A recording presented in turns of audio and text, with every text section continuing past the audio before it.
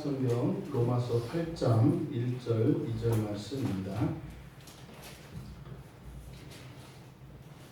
같이 한 목소리로 함께 읽겠습니다. 로마서 8장 1절 2절 말씀입니다. 같이 읽습니다. 그러므로 이제 그리스도 예수 안에 있는 자에게는 결코 정죄함이 없나니 이는 그리스도 예수 안에 있는 생명의 성령의 법이 죄와 사망의 법에서 너를 해방하였음이라. 아멘. 설교의 제목을 주보에는 결코 정죄받지 않는 이유 이렇게 설교 제목을 정했는데 제목을 바꿨습니다. 정죄에 대한 오해 이렇게 바꿨습니다. 정죄에 대한 오해. 지금 우리가 읽은 이 말씀이 굉장히 중요한 말씀이고 또 많이 오해됨으로 인해서 부작용이 매우 큰 그런 말씀이기도 합니다. 그저 우리말 성경의 내용을 그대로 이해한다면 그런 거죠. 예수 안에 있는 자에게는 결코 정죄함이 없다. 왜냐하면 그리스도 예수 안에 있는 생명의 성령의 법이 죄와 사망의 법에서 너를 해방하였기 때문이다. 여러분들도 아마 이 본문을 그렇게 알고 있습니다. 예수 그리스도 안에 있는 자, 교회 다니는 사람입니다. 조금 더 해서 세례받은 사람들 그러면 결코 정죄함이 없다. 정죄함이 없다고 하는 것은 구원받지 못하는 것이다. 그러니까 교회 다니고 세례받으면 절대로 구원받지 못할 법이 없다.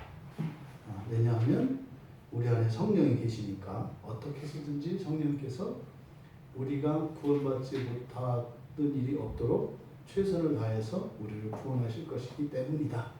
이게 일반적으로 가지고 있는 이 본문에 대한 이해입니다. 그런데 이 본문의 문맥은 이렇게 1절, 2절만 있는 것이 아니라 이제 뒤에 쭉 이어지는 내용이에요. 그래서 4절에 보시면 우리가 누구인지를 4절에서 규정하거든요. 4절에 보면 육신을 따르지 않고 그 영을 따라 행하는 우리예요. 이 단서가 붙어 있습니다. 우리라고 하는 것은 예수를 믿는 그리스도인들 맞습니다. 근데 정죄함을 받지 않는 우리는 그 가운데에서 바로 영을 따라 행하는 사람들이라고 하는 제한이 있습니다. 그래서 이 로마서 8장 1절과 2절의 이 본문, 특히 1절의 끝에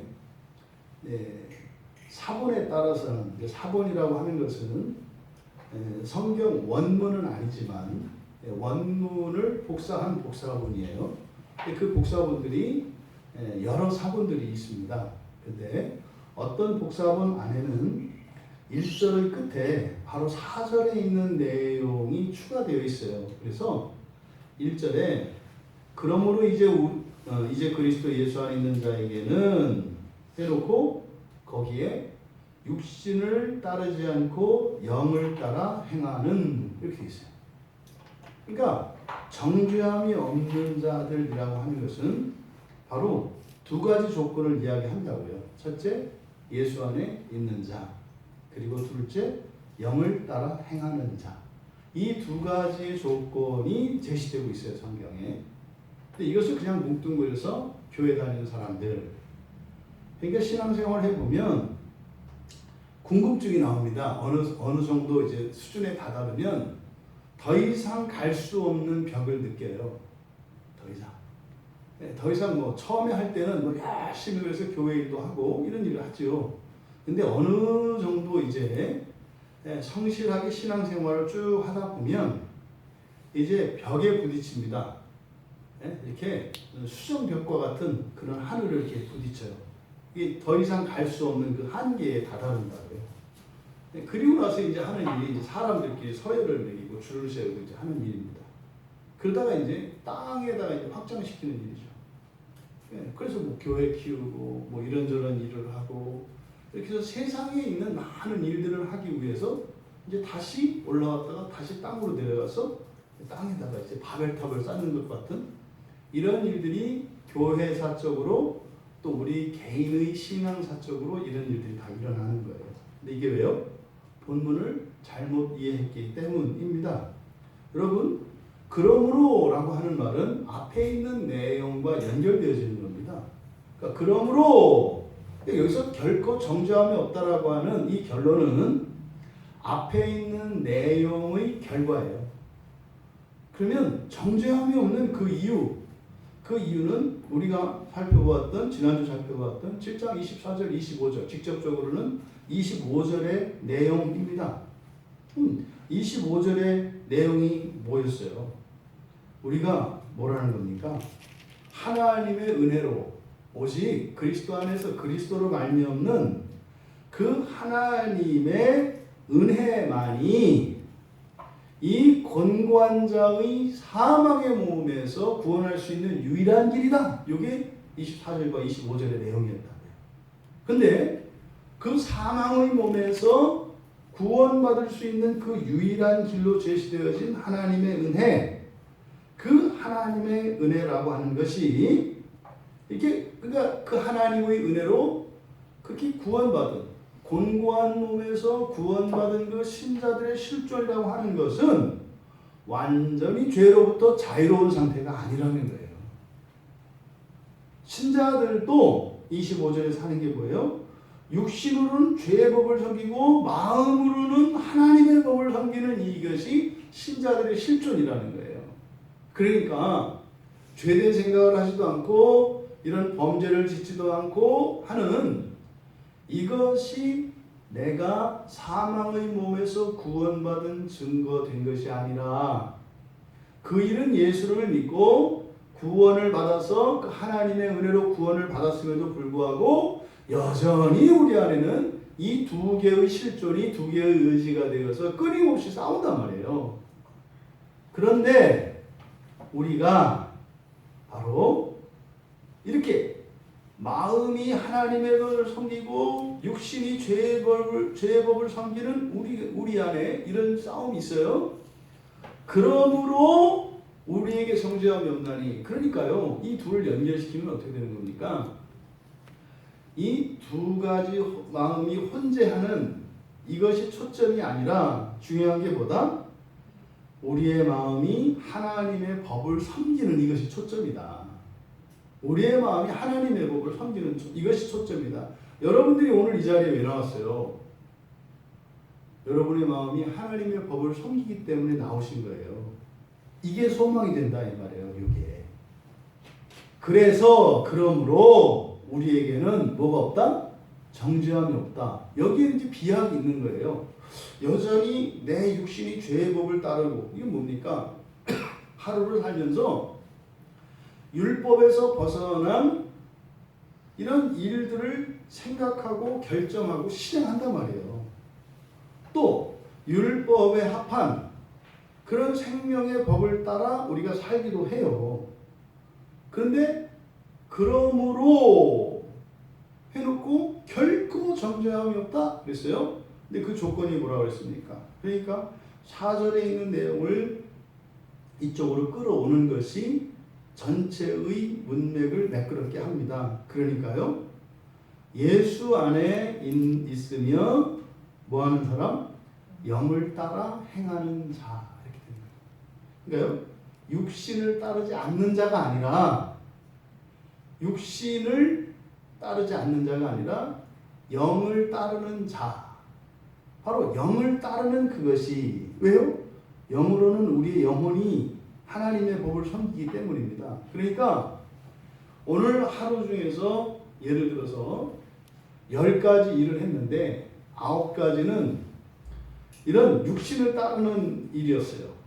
근데 한 가지는 영혼을 따르는, 다시 말해 생명의 법을 따르는 일이었어요. 한 가지가. 그럼 이 9가지 때문에 정죄를 받는 것이 아니라 이 한 가지 때문에 결코 정죄함이 없나니. 이 얘기는 뭡니까? 이 9가지의 한 가지에서 팽팽한 긴장이 있는 겁니다. 나의 본성이 지금 그런 상태인 거죠. 지금 이것은 장차 무엇이 되는 거예요? 한 가지 생명의 법을 따라서 그 하나님의 법을 따라서 살았던 오늘과 다른 일들이 내일 모레 글패 1년 뒤 2년 뒤 일어나는 거죠. 그럼 1년 뒤에는 어떻게 되겠습니까? 이게 비율이 바뀌어요. 육신을 따라 살던 이런 행위들이 뭐 최소한 8가지가 되든지 7가지가 되든지 6가지가 되고 또 이 생명의 법을 따라서 살아간 이런 일들이 2가지, 3가지, 4가지로 늘어난다 이 말이에요. 이것이 중요한 포인트입니다. 마침내 우리는 완벽하게 이 죄의 법에서 완벽하게 자유로워지는 날이 와요. 그게 부활의 날이죠. 근데 그것은 그리스도께서 우리에게 주시는 은혜인 것입니다. 그런데 현재를 살아가는 이 세상을 살아가는 신자들 결코 정죄받지 않는 신자들의 실존이라고 하는 것은 어디에 있다? 영을 따라 행하는 데 있다는 것입니다. 그 행위가 우리를 그렇게 하게 하는 것이 아니라 바로 성령의 역사가 우리 안에서 계속 일어나고 있기 때문에 그 성령의 역사는 멈추지 않을 것이고 마침내 그리스도의 분량에 이를 것이기 때문입니다. 여기서 여러분 이렇게 바울 사도께서 여기에서 자신 있게 그리스도 예수 안에 있는 자에게는 결코 정죄함이 없다. 뭐하면 영을 따라 행한다면 이렇게 자신 있게 말씀하는 것은요. 이것은 뭐 계시를 받았든지 아니면 예수님의 가르침에 기초하는 겁니다. 여러분들이 한번 마가복음 16장을 한번 찾아보세요. 마가복음 16장 16절.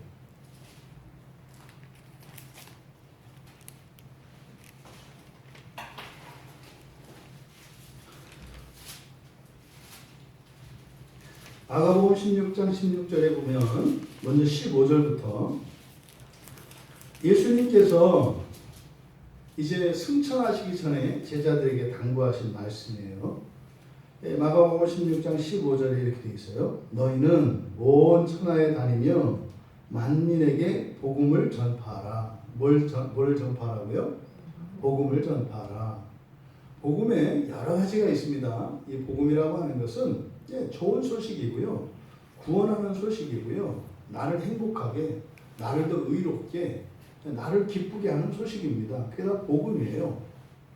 그래서 복음 그러면 뭐 그냥 무조건 예수님이 당신을 위하여 십자가에서 죽으셨는데 그분이 사흘 만에 부활하셨고 승천하셔 하늘 보좌의 우편에 앉아 계시다가 장차 이 세상의 심판하러 재림하실 것입니다. 이게 복음입니다. 무슨 말이요? 오늘 낮에요. 놀라운 일이 있었어요. 그 수요일이면 제가 그 병원에 병원 전도 가잖아요. 병원 예배를 드리는 거죠. 그런데 그 병원에 이제 예배를 드리기 전에 이제 기도 제목을 내놓는데 거기 이제 그 총 책임자 한 분이 이제 기도 제목을 내놔요. 갑자기 여러 사람이 이제 빠졌대요, 병원에서. 이게 이제 뭐 상당히 숫자가 여러 명의 숫자가 이제 빠졌어요. 그러니까 해야 될 일이 있는데 엄청나게 지금 큰일 난 거예요, 갑자기.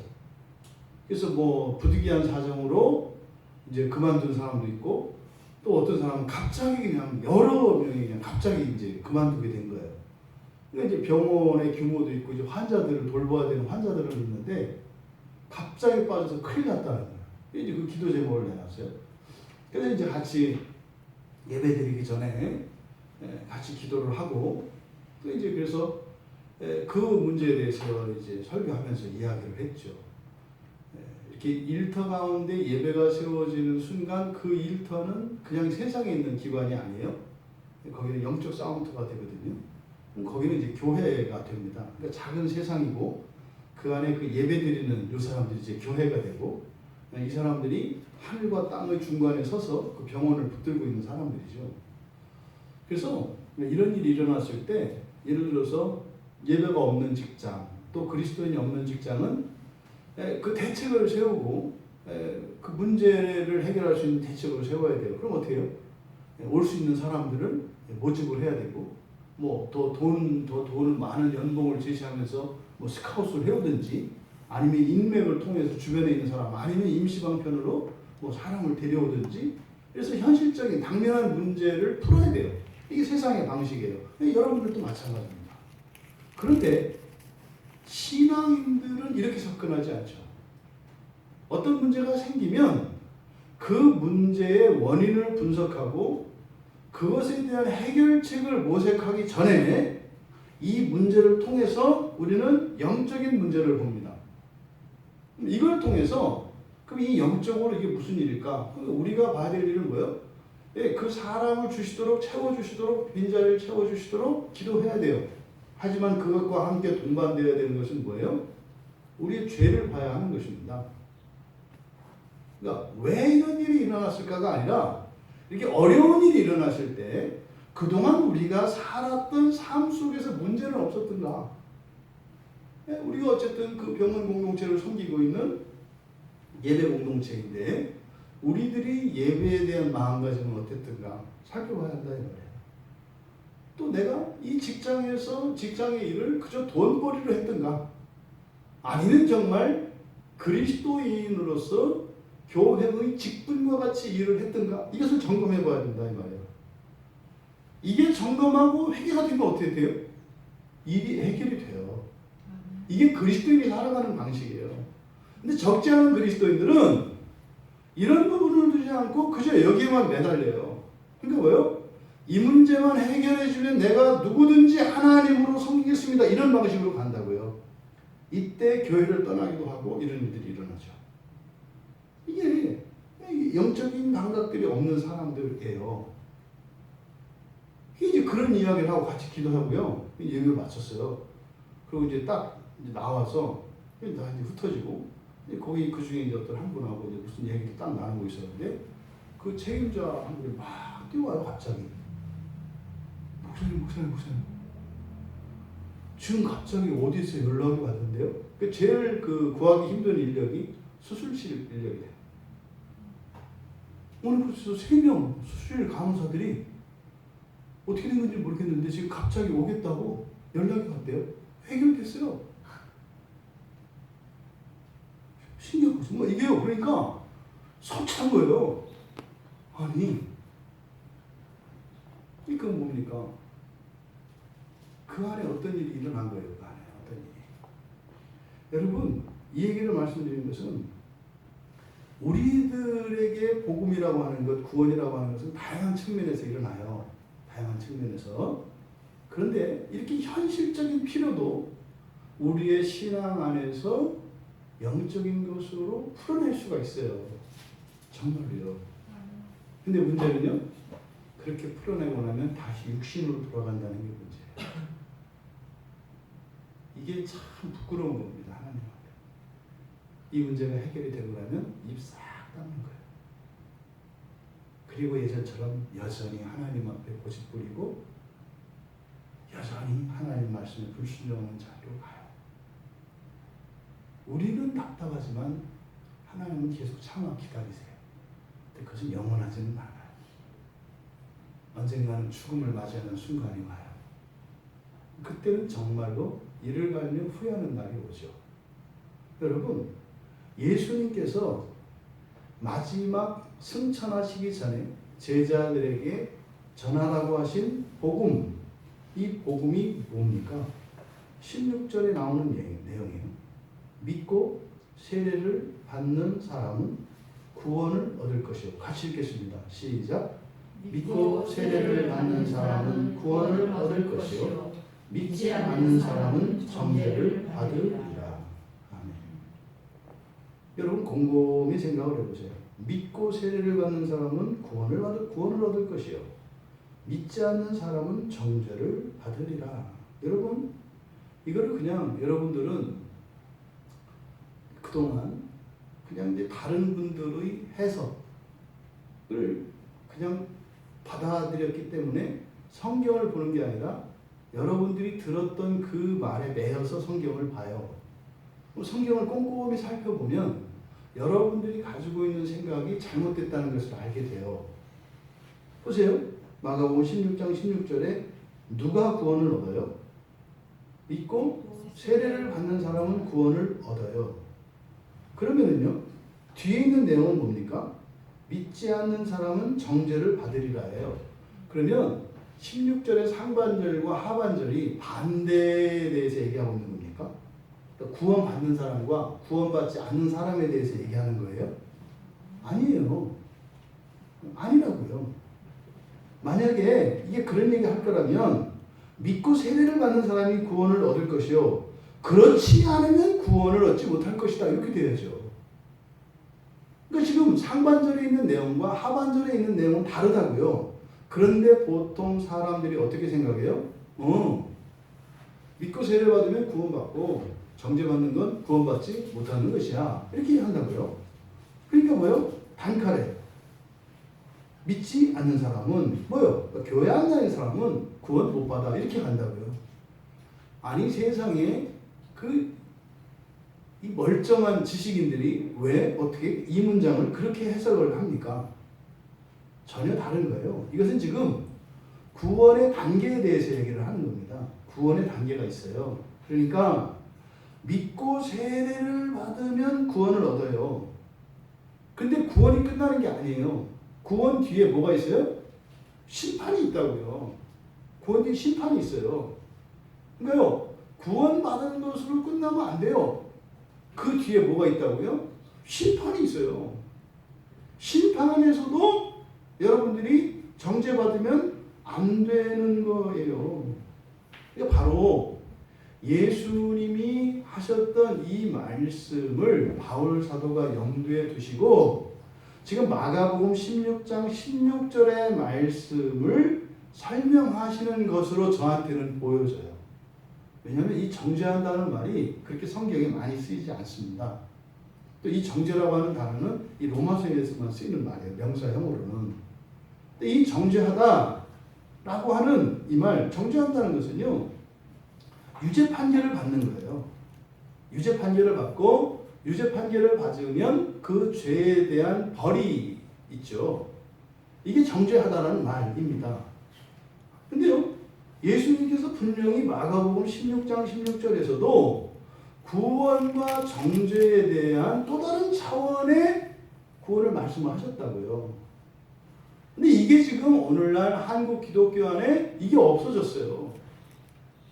그러니까 예수를 믿으면 심판받지 않는다. 세상의 천하의 독재자 아닙니까? 만약에 그게 하나님이라면. 아니, 예수를 믿는 사람들은 어떤 짓을 해도 심판을 안 받아요? 그 예수를 안 믿으면 아무리 선한 일을 해도 지옥에 가요? 저는 그런 하나님이라면 안 믿어요. 근데요, 아전인수격으로 신경 쓰지 마. 어쨌든 우리는 예수님 편이잖아. 우리 좋은데 뭘 그거 갖고 따져, 이런 거죠. 하나님은 공의로우세요. 하나님은 공평하세요. 절대로 그런 분이 아니세요.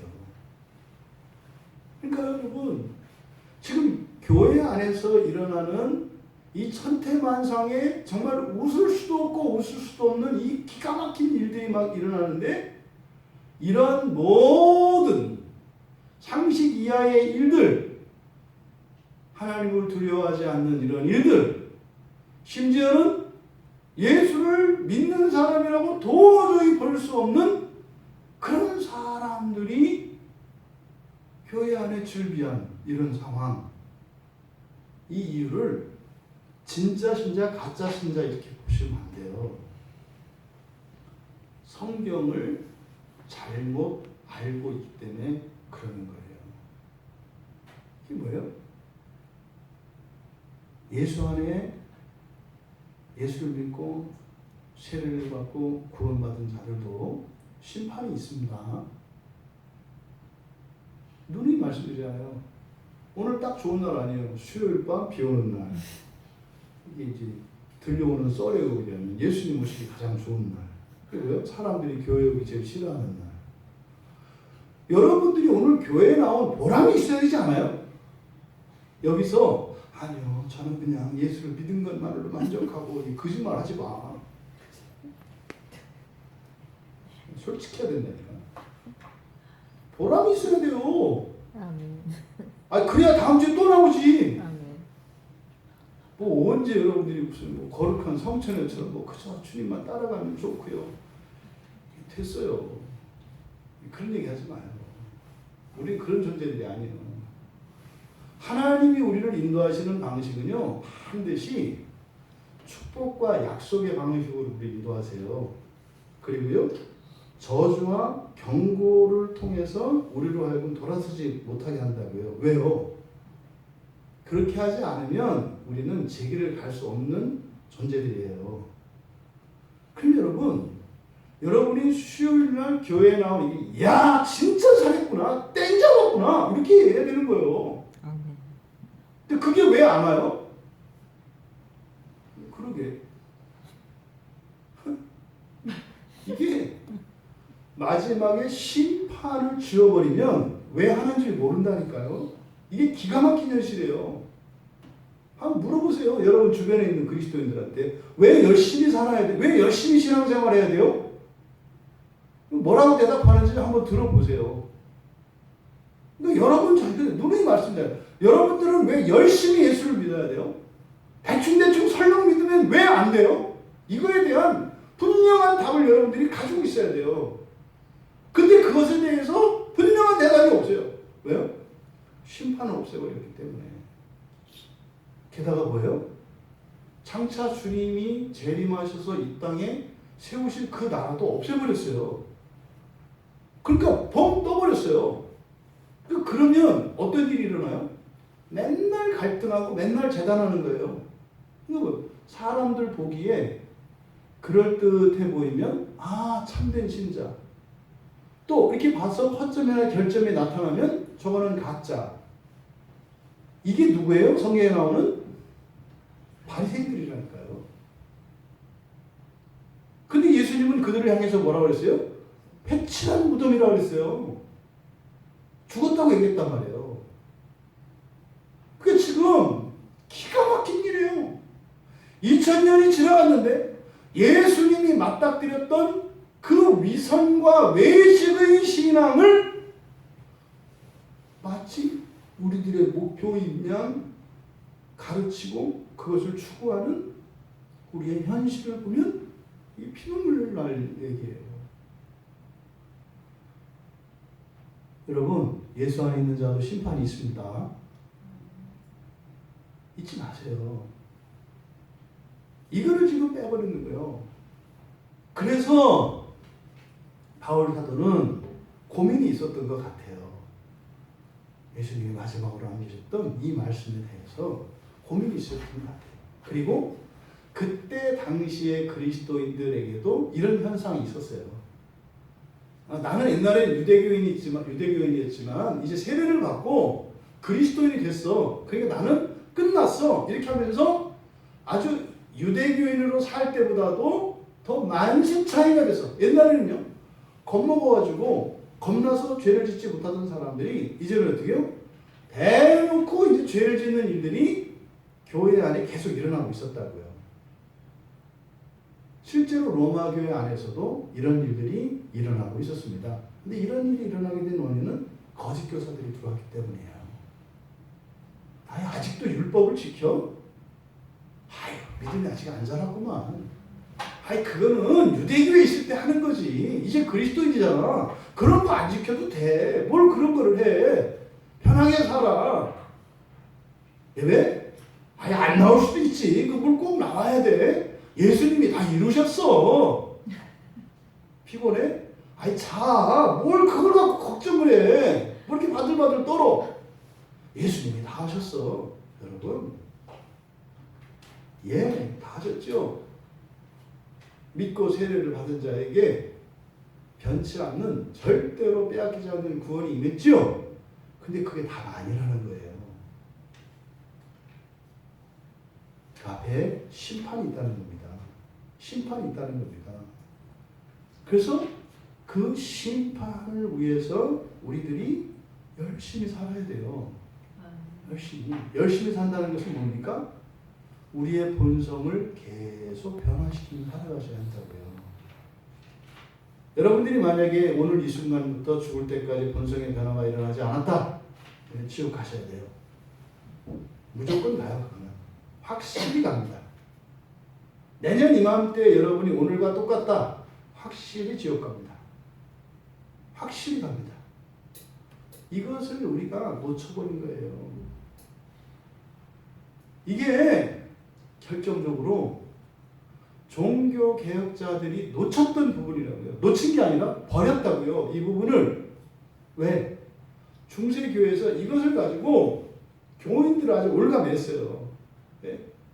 돈을 긁어내고 이런 헌신을 긁어내고 그 사람들을 동원하고 이렇게 하기 위해서 그걸 가지고 중세교회 교인들을 아주 그냥 기름 짜듯이 그렇게 교회에서 성도들을 못 살게 괴롭혔다고요. 그래서 그 폐단이 너무 커서 종교개혁자들이 이 중요한 성경의 가르침을 덮어버렸어요. 그 바람에 어떻게 됐어요?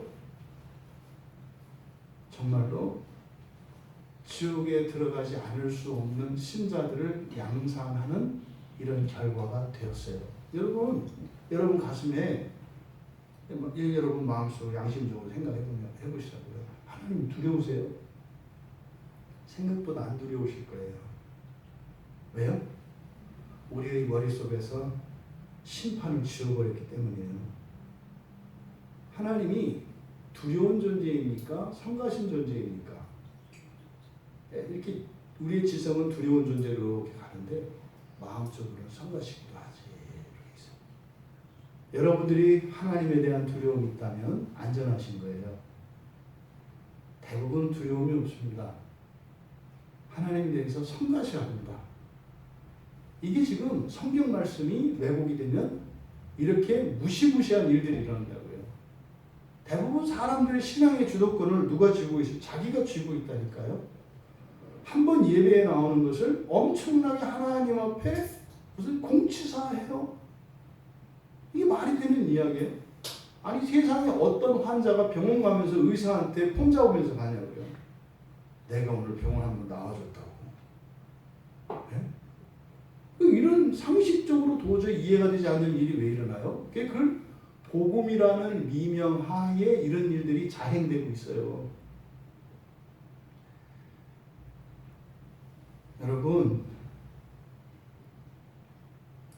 구원에서 더 나아가 정죄받지 말아야 합니다.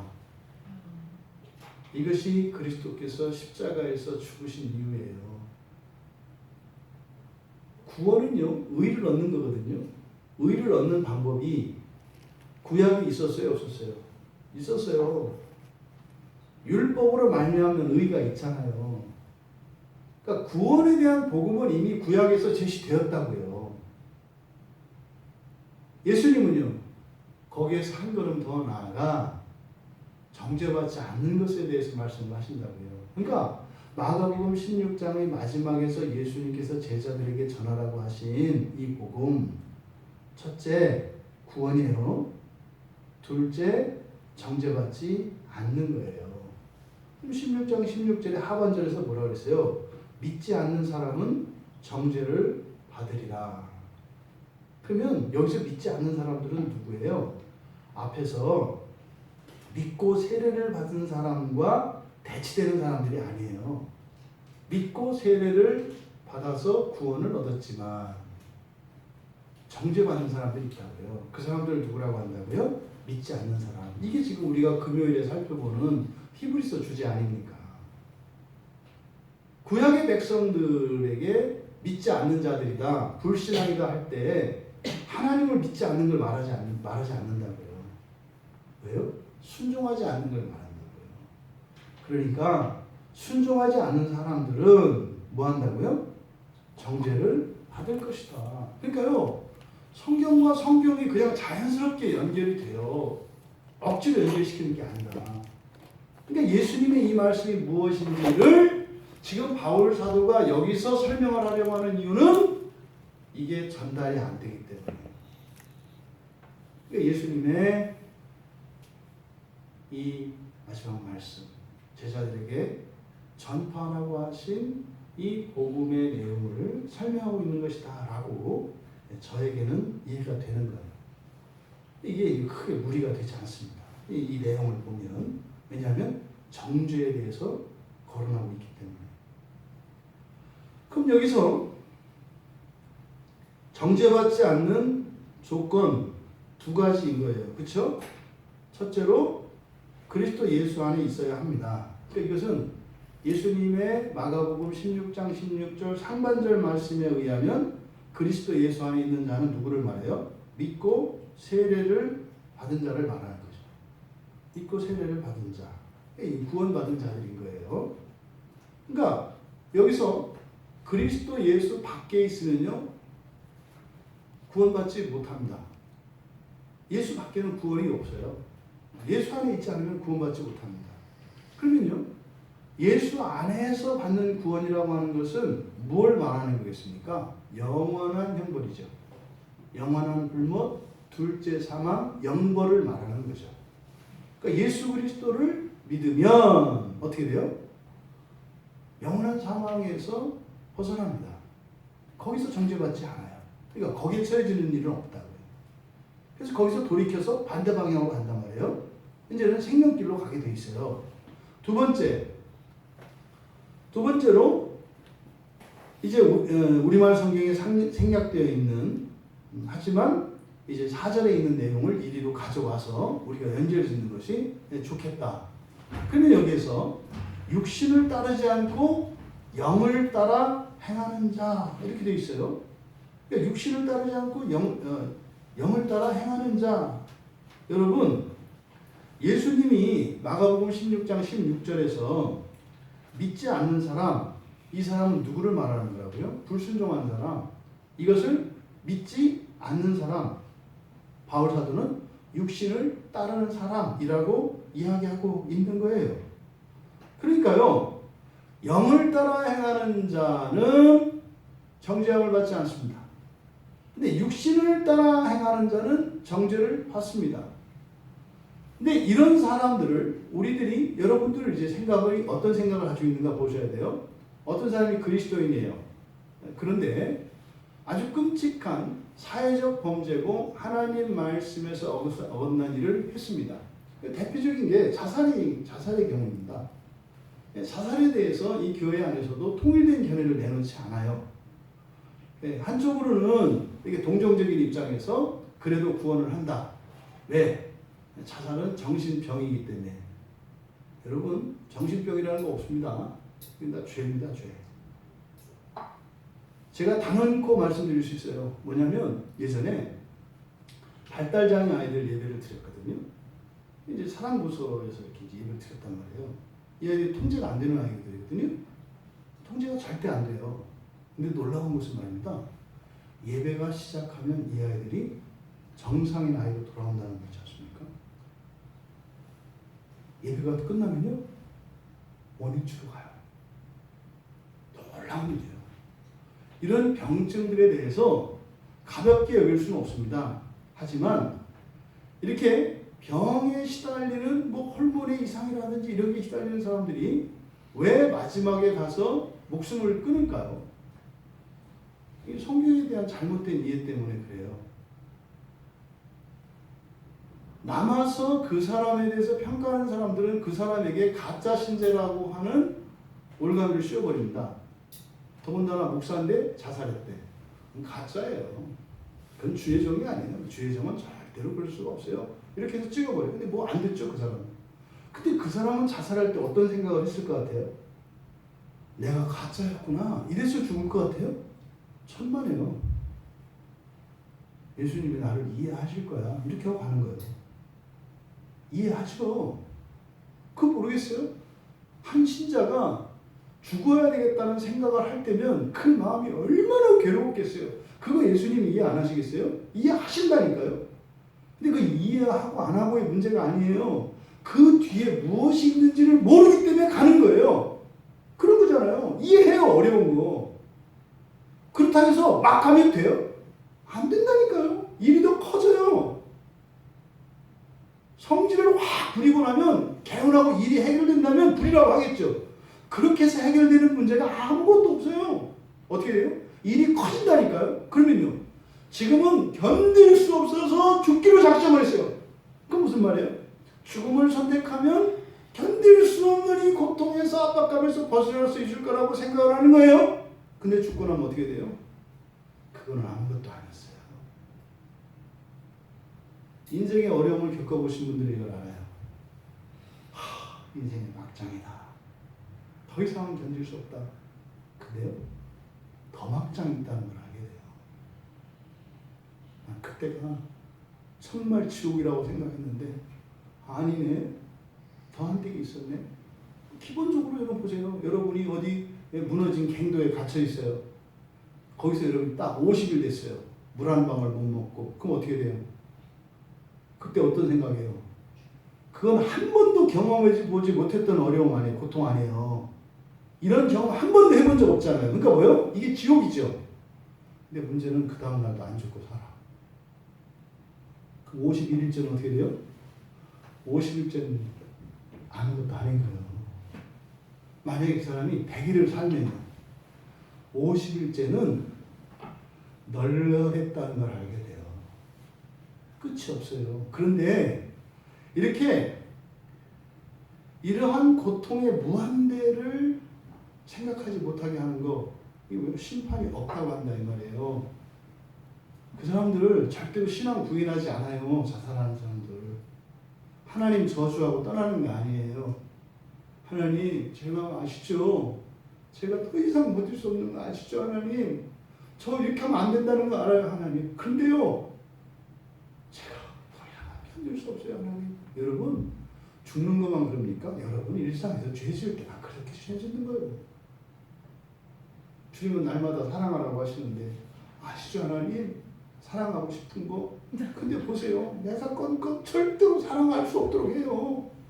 제가 정말 사랑하고 싶어요. 근데 이게 뭐라 아니에요. 어떻게 이 성화의 도구로 이런 인간을 붙여주셨어요? 이렇게 하면서 돼요. 저주하잖아요. 똑같아요. 죽는 거나 미워하는 거나 범죄 똑같아요. 그럼 죽는 건 나쁜 죄고, 여러분들이 도둑질하고 이웃을 미워하는 거 좀 괜찮은 죄요? 누가 그래요?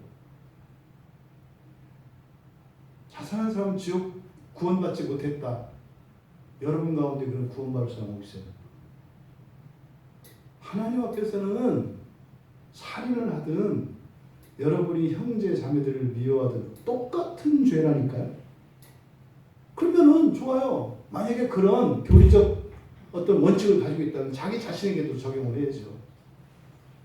그럼 교회 갈 필요 있어요? 없어요? 없어요. 어떻게 교회에 구원이 있어요? 예? 양심을 털어서 하나님 말씀에만 따라서 살아가는 사람이 어디 있어요? 그렇게 철저하게 살았던 바울도 죄인 중에 괴수라고 고백하는데 마음속에 아니라는 거예요. 이런 말도 안 되는 일들이 2000년 교회사에서 특히 종교개혁 이후에 심각할 정도로 계속되어지는 거예요. 하나님의 심판을 없애버렸어요. 왜? 하나님이 말씀하셨잖아요. 땅에서 풀면 하늘에서 푸신다며요. 우리가 법을 바꾸면 하나님도 바꾸셔야죠. 하나님, 예수 믿고 나면 심판 없기로 교회가 정했습니다. 그러니까 하나님 앞으로는 예수 믿는 사람은 심판 없는 거예요. 이게 로마 캐톨릭에서 하는 방식이에요. 아니, 로마 캐톨릭이 교회에서 떠나갔다고 개혁을 해서 제자리로 돌아온 사람들이 왜 그 사람들이 하는 짓을 따라서 해요? 하려고 하는 게 아니에요. 절대로 따라서 한다고 얘기 안 해요. 근데 왜 똑같은 행태를 반복해요? 심판을 없앴기 때문이라고요. 여러분, 이 부분이 지금 바울 사도가 편지를 쓰고 있는 로마교회 교인들에게서도 그 일이 일어나고 있는 거예요. 지금 이 시대 한국교회만 그런 일이 일어나고 있는 게 아니라 아주 오랫동안 고질적으로 이것은요, 사람의 사소한 실수이거나 죄 이렇게 볼 수 있는 게 아니에요. 이것은 아주 근본적인 사단마귀의 계략이에요. 아니, 구약을 보면 끊임없이 순종과 불순종에 대한 축복과 저주가 계속 선언이 되는데 어떻게 예수 그리스도 안에 있는 자들에게 온전한 신앙을 가진 자들과 나이로 완전히 날라리 같은 신앙을 가진 사람들을 똑같이 구원받은 신자라고 얘기한다고 생각하냐고요. 나는 우리 하나님이 그런 하나님이면 나는 하나님 떠납니다. 왜 여러분들이 신앙 때문에 많은 손해와 어려움을 감수하고 참아야 돼요? 예? 억울하고 답답하고 분통이 터지는데 왜 바보처럼 가만히 있어야 돼요? 몰라서? 우리가 인격적으로 이렇게 성숙된 사람이라서 천만에요. 지금 참는 것이 장차 당할 심판의 고난을 겪는 것에 비하면 아무것도 아니기 때문이에요. 여러분들이 가난하고 힘들고 어려울 수 있어요. 현실이 때로는 차갑습니다. 근데 왜 우리가 버텨요? 장차 우리의 영광이 이것보다 크기 때문입니다. 현실을 조금 더 살기 위해서 신앙의 한쪽을 팔아서 현실의 유익을 취하고 장차 있을 심판에서 우리가 정죄를 받는다면 그것은 너무나 어리석은 일이기 때문에 꽉 막힌 사람처럼 어떤 때는 답답하게 신앙을 따라 버티고 살아가는 겁니다. 근데 심판이 없으면요 참을 필요가 없어요. 그러니까요 요즘 교회들 보세요. 성질 부리는 사람들, 예? 심지어는 부목사들 조인트를 막 까는 목사들, 뺨따기를 때리는 장로 권사들, 목사들의 멱살을 붙잡고 너 잘라버린다고 위협하는 장로들, 어떻게 이런 일이 있어요? 그 사람들이 예수 안 믿는 사람들이에요? 다 믿는 사람들이에요. 믿는 믿음은 하나님이 주시는 거예요. 행위로 판단할 수 있는 게 아니에요. 예수 믿는 사람들이요. 그런데 왜 죄의 도구가 되어서 그렇게 죄의 노래처럼 그런 죄를 져요? 하나님의 말씀을 지어버리면 그렇게 되는 거예요. 심판이 없다. 결코 정죄함을 받는 일이 없다. 그래서요 종교개혁의 핵심은 뭐라고요? 오직 성경이에요. 여러분 성경을 바로 아는 것만이 우리가 살 수 있는 유일한 길입니다. 그러면 거기서요 은혜가 있고 말이죠. 힘이 생기고 말이죠. 우리의 인생이 바뀌고 말이죠. 우리의 본성이 바뀌고 말이죠. 그러니까요 받은 주를 위하여 신앙을 위해서 하는 거라는 것은 1년에 몇 번 교회에 나오던 사람이 자신의 모든 것을 그리스도의 영광을 위하여 다하는 것은 놀라운 일이 일어나요. 그때 그 사람을 높이면 안 돼요. 그랬던 사람을 이런 사람으로 바꾸신 하나님의 창조의 능력을 찬양해야 되는 거예요. 그는 특별한 사람에게만 일어난 일이 아니에요. 모두에게 일어나요. 제가 이 광야교회 담임 목사에게 최고 감사한 게 이거라니까. 정말 난 여러분들이 너무너무 존경스럽고 너무너무 사랑스럽고 감사해요. 매주마다 모두는 아니셔도 매주마다 교인들 한 사람 한 사람 가정 안에서 성령께서 변화시키는 그 일들과 그 간증들이 계속 보도가 나와요. 다른 건데 전 이 세상에서 최고로 행복한 목사예요. 여러분들 때문에. 왜요? 여러분이 잘했다는 게 아니라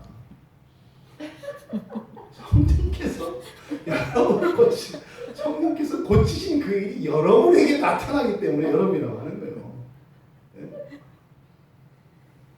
여러분 저는 이 말씀을 대하면서 조금 바울의 마음을 알겠어요. 조금. 결코 정죄함이 없어요. 결코 정죄함이 없어요. 근데 거기에 뭐가 붙어 있다? 영을 따라 행하는 자. 영을 따라 행하는 자. 예수님께서 제자들에게 믿고 세례를 받고 구원받아요. 그 다음에 뭐 하라는 거예요? 정죄받지 않도록. 이게 야고보서의 주제라고요. 행함 없는 믿음은 믿음이 아니라고. 무슨 말이에요? 그래서 행위를 강조하는 게 아니라고 했죠. 그렇죠? 행위라고 하는 것은 뭐예요? 우리의 본성이 어떠한지 드러나는 현실적으로 드러나는 거예요. 행동을 보면 그 사람의 본성을 알 수 있다는 말이죠. 그러니까요. 부득이하게 죄를 짓는 경우 있잖아요. 그렇죠? 그런 경우에도 부득이하다라고 하는 것은 우리의 생각이고, 그러니까 뭐야? 나는 어떤 사람이에요? 부득이하면 죄를 지을 수 있는 사람인 거잖아요. 그러니까 죄를 지은 걸 정죄하는 게 아니에요. 내가 부득이하면 죄를 지을 수 있는 사람이라는 거죠. 이것을 뭐라고 한다? 죄와 허물이라고 한다. 그러니까 부득이해도 죄를 짓지 않는 사람이 왜? 예수 닮은 사람이에요. 그렇게 되어서 간다고요. 여러분들 그리스도 안에 있어도 육신을 따른다면 정죄를 받습니다. 7장 25절에서 밝혔잖아요. 7장 25절에서 바로 앞에서 바울 사도가 뭐예요? 내 안에 두 법을 따르는 두 주체가 있다고요. 예? 육신의 법을 따르려고 하는 주체가 있고 하나님의 법을 따르려고 하는 주체가 있어요. 그것을 하나는 마음으로, 하나는 육신으로 나타냈다고요. 여러분들이 예수 안에 있지만 이렇게 육신의 법을 따라 산다면요, 정죄받아야 돼요. 정죄받는다는 것은 벌을 받는다는 의미입니다만 이 정죄의 목적은 무엇이에요? 우리의 본성을 바꾸는 거예요. 그러니까 무슨 말이에요? 좀 고치셔야 되겠네요. 이 말이죠. 하나님이 여러분 반드시 고쳐요. 이게 정죄받는다는 얘기예요. 예수 안에 있는 사람도 정죄받습니다. 이것은 그걸 풀어서 얘기하면 뭐예요? 예수 안에 있는데 아직 온전하지 않은 사람은 하나님이 반드시 고치십니다. 이런 얘기예요. 근데 고치시는 방식이 두 가지예요.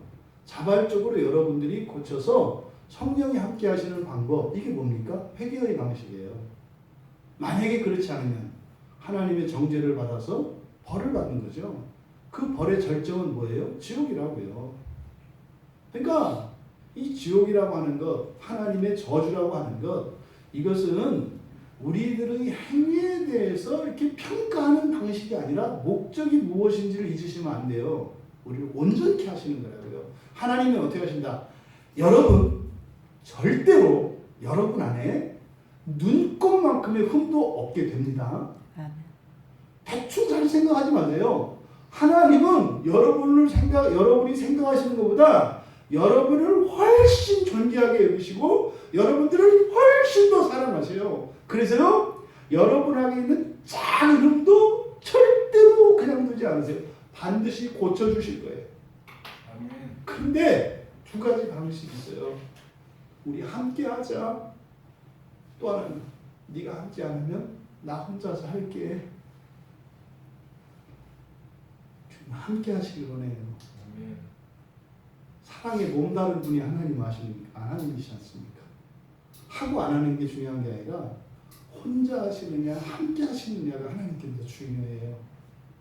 우리가 회개하는데 우리의 본성이 얼마나 주세요. 여러분들이 여러분 안에 있는 죄를 발견한들, 성령께서 날마다 진리로 조명해 주신들, 눈먼 우리가 이제 눈 떴는데 흐릿한 것밖에 더 왔다 갔다 하겠어요? 뭐 이렇게 선명히 보이겠어요? 뭐 알아야 보이지. 초점은 회개하십시오 이게 아니에요. 같이 하자. 온전하게 하시는 거죠. 같이 하는 것과 하나님이 주권적으로 단독적으로 하시는 것. 현실적으로 우리에게 판단하고 선택하라는 거예요. 진짜 하나님은요 정말 인격적이세요. 무지막지할 정도로 인격적이세요.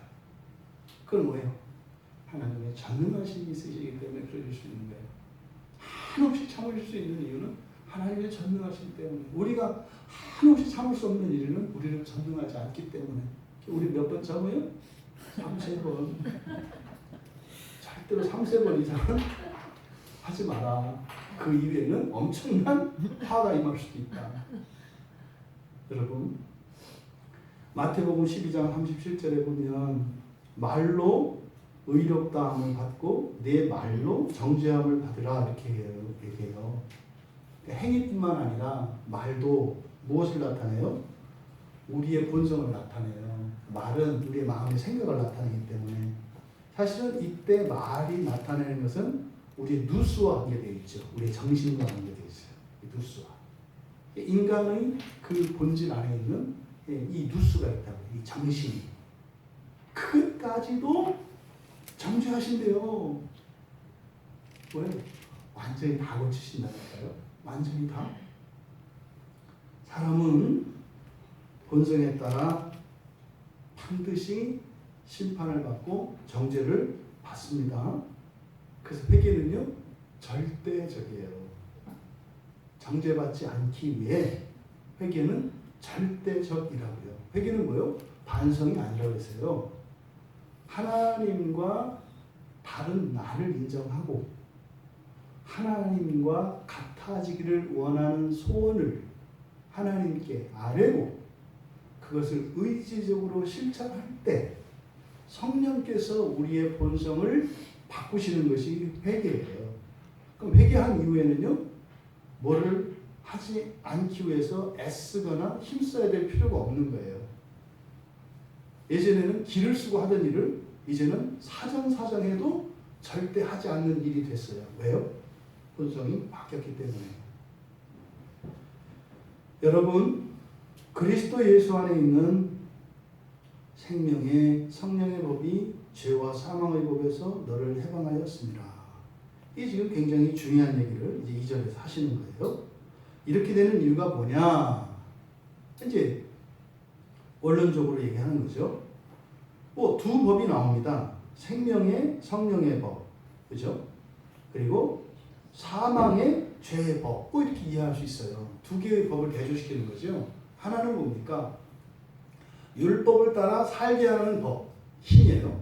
또 하나는 율법을 벗어나게 하는 힘, 이 두 힘이 있다고요, 우리 안에. 하나님 말씀을 따라 살고자 하는 힘이 있고, 이것은 사실은 여기서 말하는 법은 율법이라기보다는 여러분들이 가지고 있는 원칙들이에요. 여러분의 법, 여러분이 가지고 있는 법이 있어요. 오늘 여러분들이 오늘 이 자리에 오신 것은 여러분의 법에 따라서 오신 거예요. 여러분의 법이 어떠한 판단과 결정의 기준이 된다.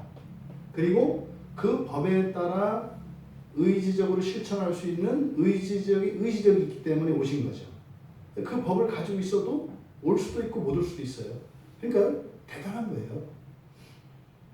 엄청난 거예요. 주일에 한 신자가 교회에 가서 빠짐없이 제 시간에 예배를 드린다는 것은요, 그 일어나는 그 프로세스 전체를 알면은 엄청난 사건이에요. 이게 모든 게 다 맞아떨어지고 이런 방해들을 물리쳤을 때라야 딱 이 자리에 앉아있는 거거든요. 그러니까 이게 어마어마한 사건이라고요. 모르니까 그렇지. 그렇죠? 우리 몸 안에서 일어나는 이런 변화들을 알게 되면, 뭐 손톱 하나 자라고 머리카락 자라는 것도 와 하거든요. 모르니까 그냥 되면 한 것도 또 컸네. 뭐 야한 생각했어? 뭐 이런 거예요. 그렇다면서요. 뭐 머리 길면 뭐 야한 생각하고 머리 긴다면서요. 뭐 이런 식으로 가는 거지. 모르니까.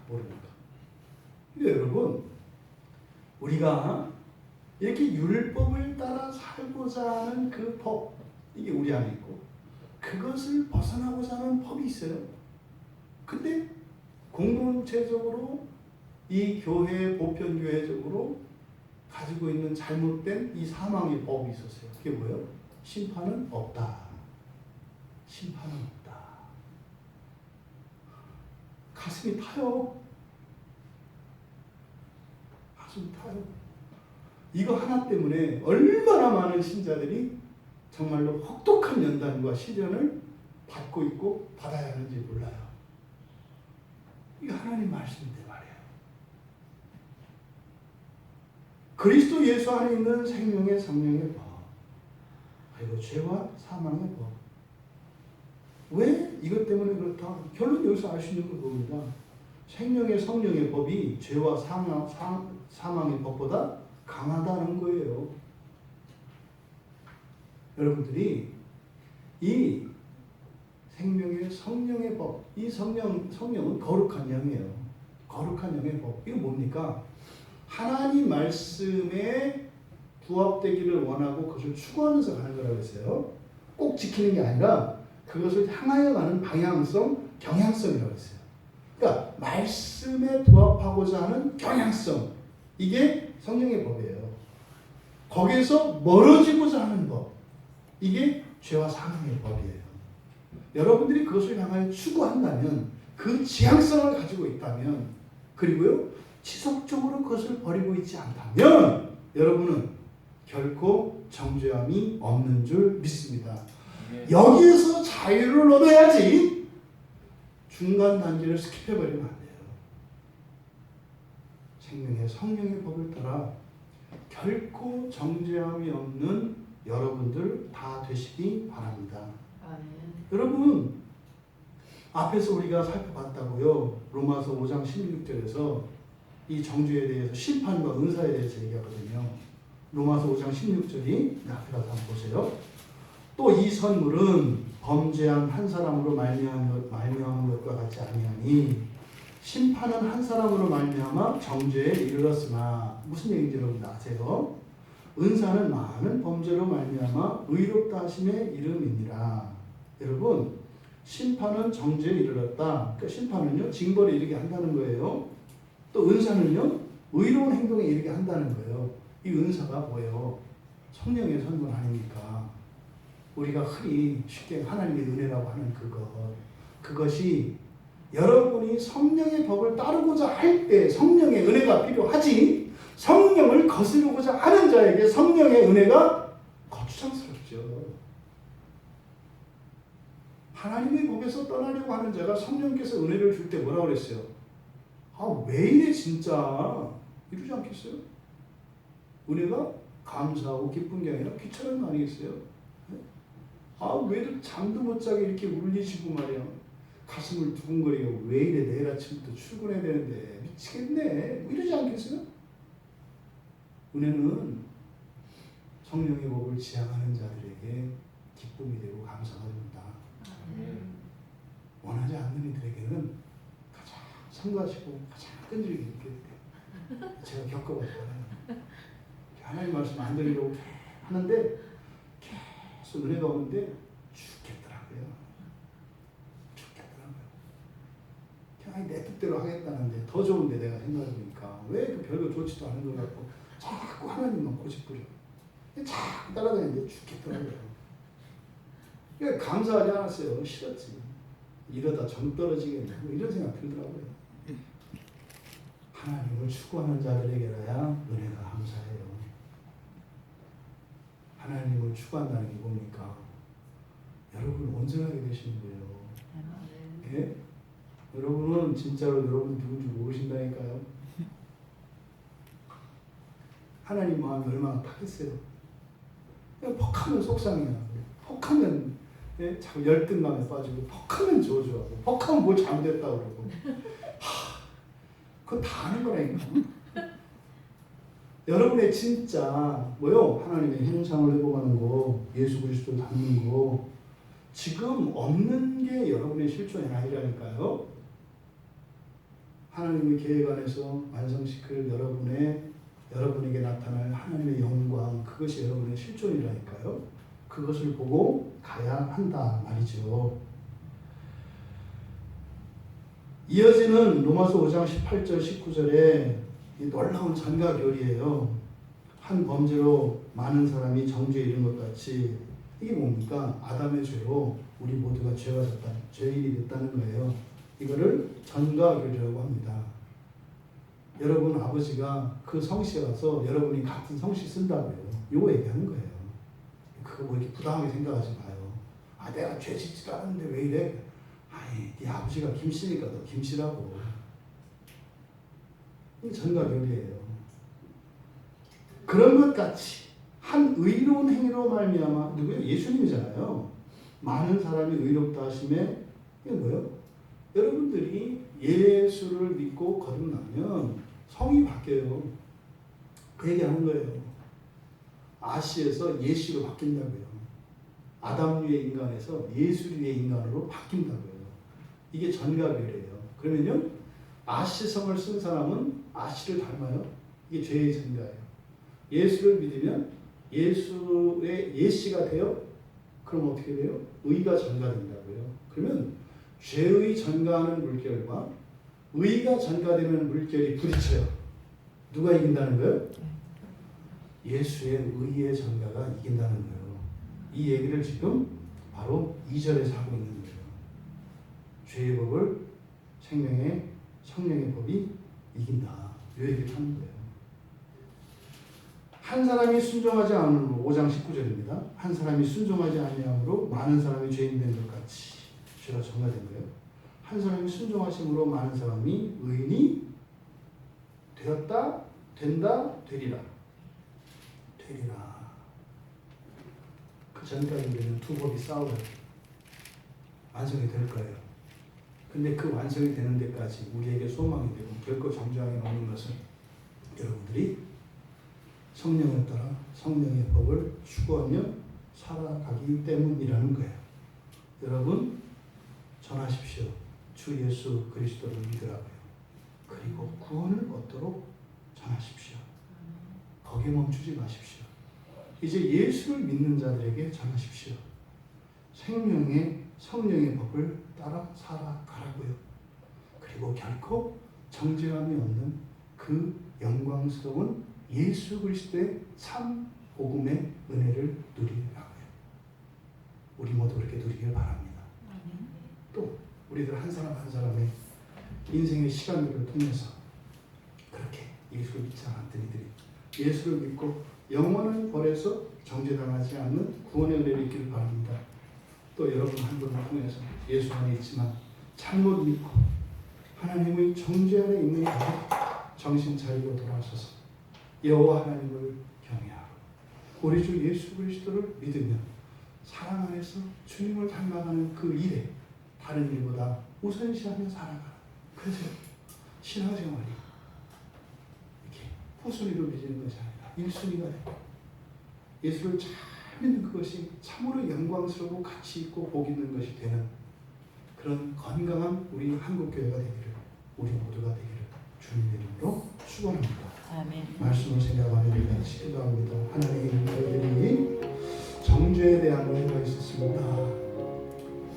예수님은 예수를 믿는 자들에게 정죄받지 않는 데 이르기까지 완전한 하나님의 형상에 이르기까지 나아가도록 길을 내어주셨는데 우리가 성경을 잘못 알고 재단함으로 주님이 내어주신 그 길을 우리가 벽돌로 막아놓고 온갖 인간의 지식들과 이런저런 교리들로 그걸 막아놓고 가지 못하게 하는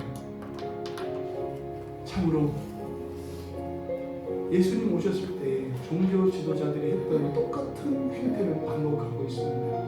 하나님, 참된 구원의 길을 막고 있는 모든 인간의 잘못된 가르침과 성경에 대한 오해를 하나님 풀어주십시오. 그래서 정말 노예와 같이 되어 있는 하나님의 백성들이 참된 구원의 길, 그 영광의 길로 그래서 정말 하나님의 마음이 시원케 되어지는 그 일이 이 시대에 일어나게 하옵소서. 우리 같이 기도합니다.